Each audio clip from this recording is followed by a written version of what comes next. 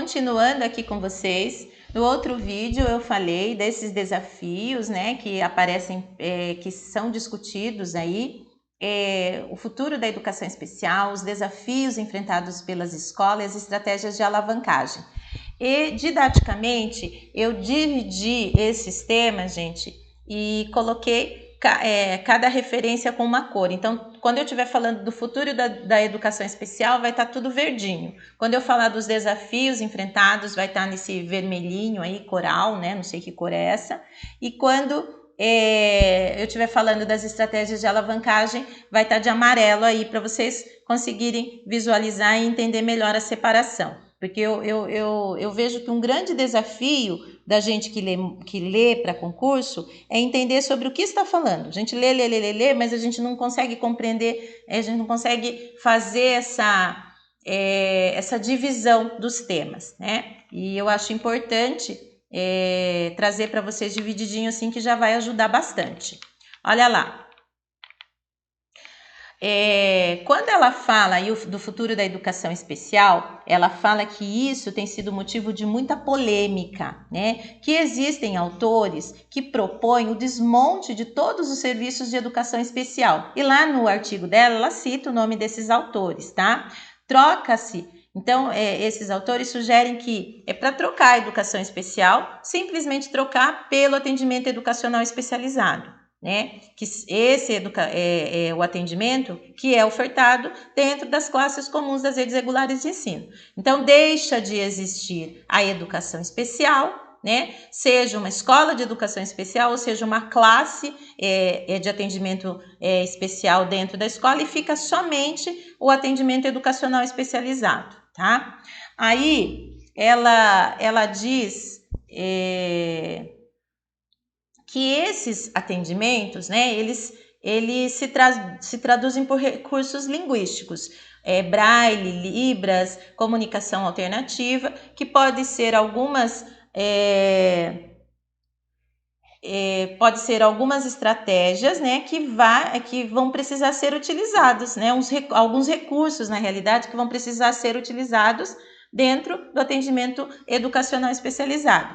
E a Rosita, ela vem com uma problematização, né, com um ponto de interrogação. Ela diz assim, que essa questão, ela diz respeito a instrumentos físicos, instrumentos específicos relacionados a cada deficiência específica. Ou seja, o surdo vai precisar do Libras para se comunicar. O cego vai precisar do Braille para se comunicar, né? E aí ela fala que isso é muito específico de cada deficiência e que ela vê como algo diferente de atendimento especializado. Porque o atendimento em si, ela fala que propõe uma relação entre pessoas, onde uma é especializada, inclusive para utilizar esses instrumentos necessários, segundo a natureza da deficiência e especificidades das barreiras enfrentadas. Então, qual é a problematização dela aí? É que são recursos, né, diferentes, né? Então, essa uma pessoa, esse um professor que está lá atendendo a criança, muito provavelmente, né, ele não vai ter todas essas formações, né? Ele não vai, porque precisa de muitos instrumentos específicos, né? Cada deficiência, ela vai exigir daquela pessoa uma especialização, né? E que talvez não seja possível o professor do atendimento educacional especializado dentro da escola, né? Só um professor dar conta de tudo isso. Então, essa é a problematização nesse sentido. Uma outra coisa, ela fala assim que outros autores, eles falam que não precisa desmontar, não precisa acabar com a educação especial de uma forma assim, né? Acabou e transforma no atendimento educacional especializado. E que aí eles dizem que precisa se mudar a cultura, a política e as práticas inclusivas, né? Então, isso exige que a gente modifique conceitos e que esses conceitos, né, sejam responsáveis pelas nossas mudanças de práticas. Mas que isso não acontece da noite para o dia. É muito difícil, né, disso acontecer. Então, e aí e ainda existe muito entrave para que isso aconteça, né? Porque não existe diálogo entre os professores da sala de recursos e os professores do regular. Precisava existir mais diálogo no planejamento e na execução das atividades, né? Já começa por aí. Então, eu tenho lá o professor de educação especial dentro da escola, né? Lá na sala de atendimento educacional especial, e o professor da sala do regular. Eu já tenho, isso já é uma realidade. Por quê? Porque está na lei, né? Mas já mudou a cultura? Já mudou a prática? É isso que ela está indagando aqui. Ela está indagando que isso é um entrave para essa mudança de cultura e mudança de prática, quando existe uma falta de diálogo entre esses dois profissionais. É um dos entraves. Tá?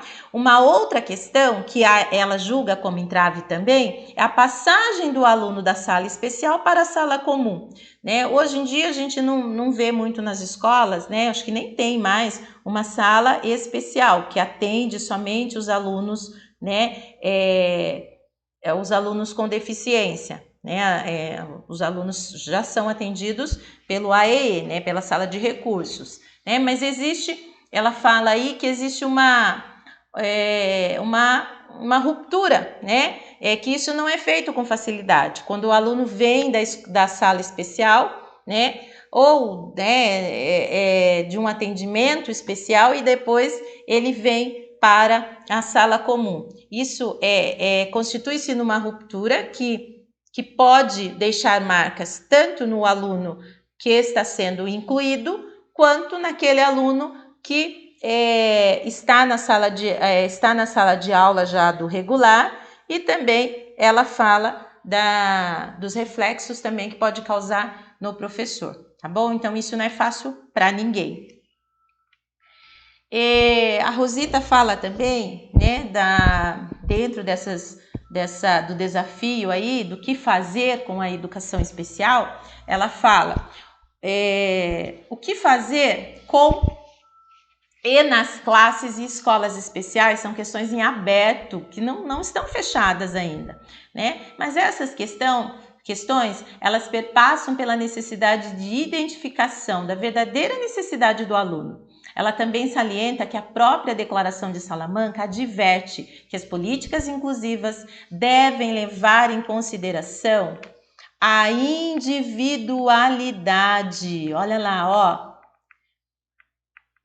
A individualidade e as diversas situações das diversas deficiências. Isso é muito importante, né? Então, que cai naquilo que a gente falou inicialmente, que ela fala lá no início. Então, existe uma especificidade para cada deficiência. Não dá para colocar num saco só, né? Alguns casos necessitam de atendimentos em escolas ou classes especiais, tá? É o caso dos surdos, é o caso dos cegos, né? Rosita propõe uma visão moderada para o destino da educação especial, que alargue o seu leque de compromissos, mas não como um sistema paralelo e nem como a permanência de suas práticas. Aí, gente, é quando a escola de educação especial ela ainda existia como única escola daquele aluno, né? E o aluno só frequenta aquela escola. E ainda existe isso, né? Na APAE, o aluno só frequenta a APAE, ele não vai numa instituição regular, né, de ensino. E é isso que, né, na visão dela não pode acontecer, né? As ações devem ser ressignificadas para um conjunto de serviços e recursos de apoio. Olha lá, precisa ser um serviço de apoio. Muitas instituições já realizam, né, esse serviço de apoio. A AMAS mesmo, ela realiza o serviço de apoio. O aluno está matriculado lá no regular e se ele tiver necessidade, né, ele passa por lá na instituição, né, com profissionais lá especializados para cada dificuldade da criança, e aí no regular é trabalhado essa questão mais do pedagógico, né? Trabalhada a questão do lógico, social também, mas aí fica mais o professor, o aluno, a família tem uma rede de apoio, né, de recursos, serviços e recursos de apoio, né, que são importantes, orientados para a educação regular em benefício de todos os aprendizes. Ah lá, mudou agora a cor.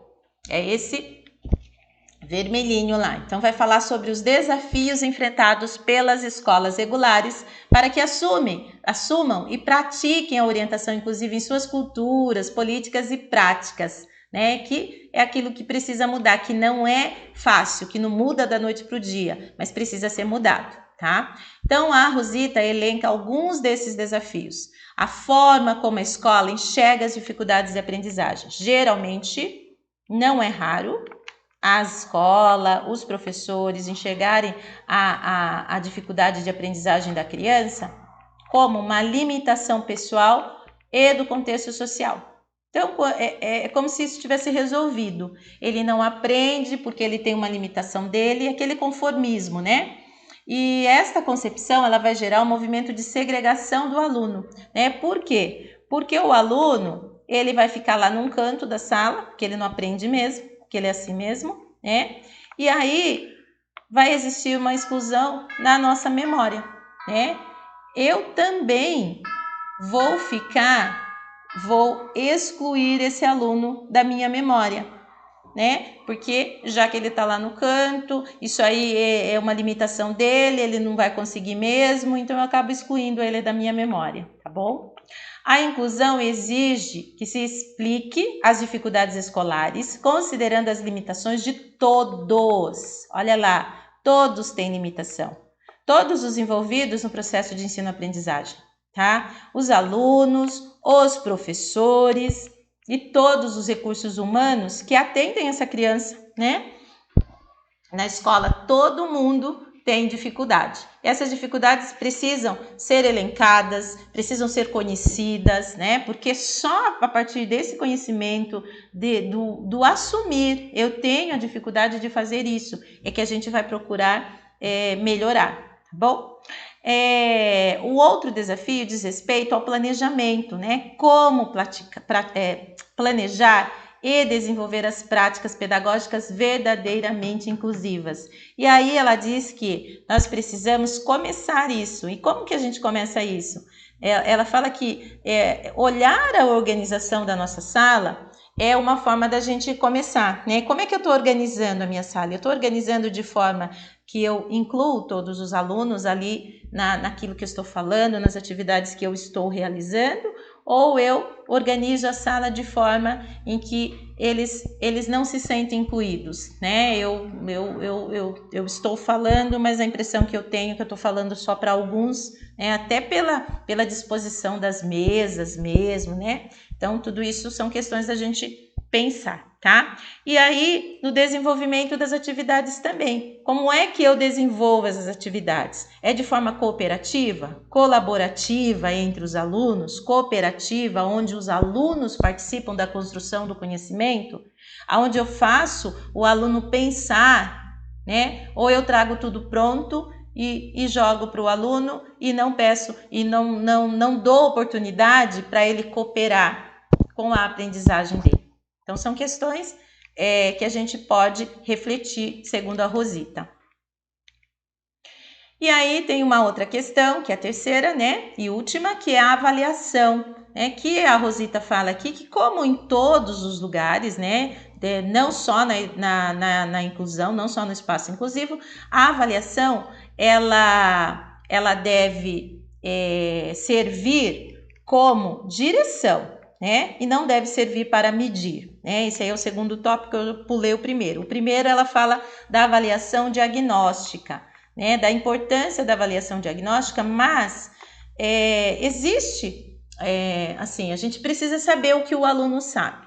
Mas será que essa avaliação diagnóstica, às vezes, ela não contribui, ela não fica só naquilo que o aluno não sabe? E pronto, ele não sabe fazer isso. E aí ela deixa de ser importante, né? Porque eu não preciso saber o que ele não sabe, pronto, acabou. Ele não sabe, né? eu vou diagnosticar. Ele não sabe. É a mesma coisa que você ir ao médico, o médico falar, o médico fazer um exame, constatar que você está com uma úlcera no estômago e olhar para você e falar assim, você está com uma úlcera no estômago. E não falar mais nada e mandar você voltar para casa.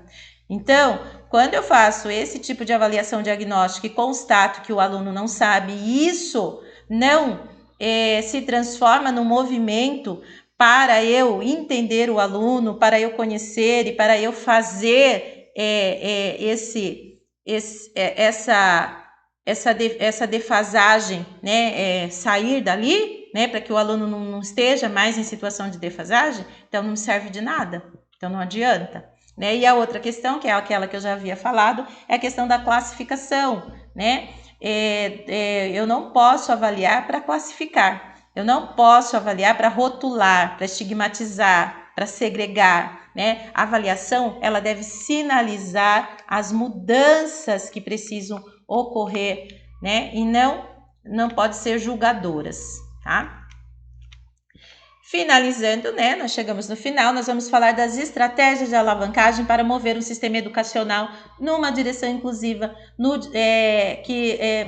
o que a gente precisa, né? Então, ela fala que precisa pensar-se nos princípios da educação, os princípios que embasam a política educacional e nas formas de administração.